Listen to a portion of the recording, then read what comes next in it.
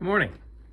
This is Jason Grand Mason, and we're in the basement of the theater where I want you guys to see some of the stuff that we're working on in the basement. This is where a lot of the work have been done. In here, we've been bracing all the floor posts that have settled over the last 104 years. We've corrected a lot of that. We've cleaned out probably about $13,000 to $16,000 worth of trash. And we're about 95% done here. Unfortunately, it is what it is, and we have to make sure the basement is solid. And unfortunately, other people didn't. I know, being as a kid, I remember the floor lifting about 2 inches when we took the seating out. So we're fixing a lot of that. In here, this room is underneath the old concession stand. You can see at least one beam that we put in, but we have 2 new beams. You can see them from the ceiling. They're all new. It's bracing the floor more solid than it's been in probably at least 50 years. You can also see some charred beams that are from the original fire. One of them I plan on saving, the other one probably not. We still have some cleanup to do, but this is going to be pristine when I'm done.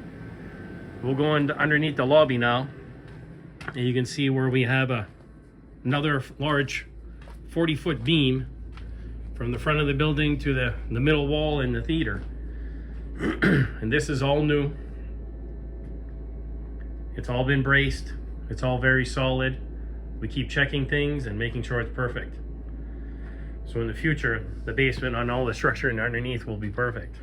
Here, this is underneath the right storefront if you're on ground level.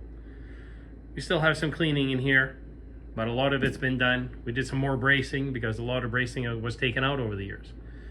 Now we'll go upstairs into the right storefront, and I can show you some of the stuff there.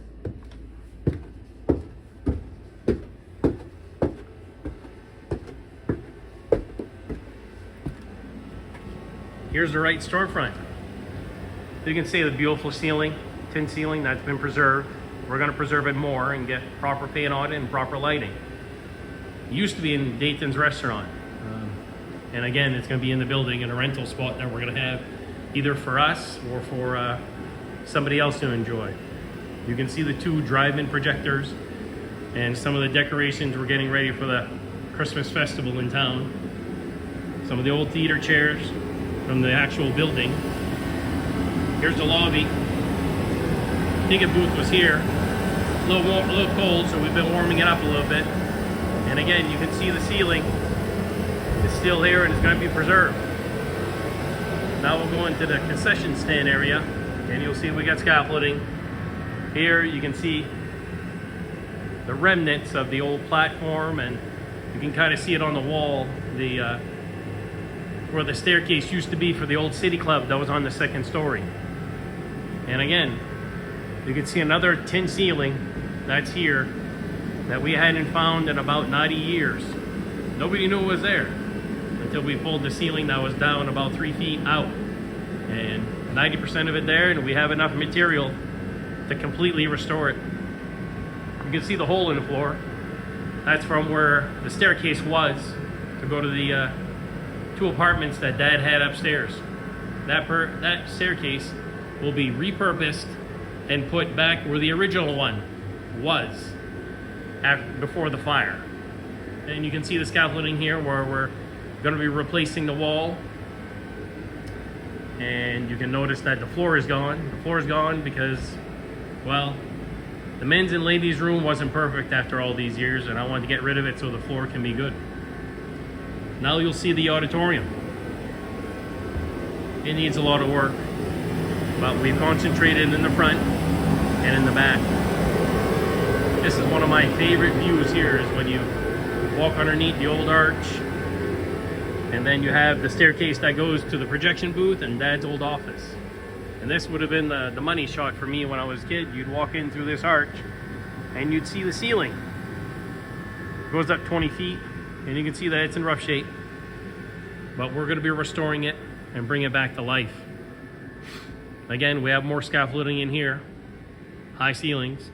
22 feet here and 20 feet here and 22 feet at the bottom.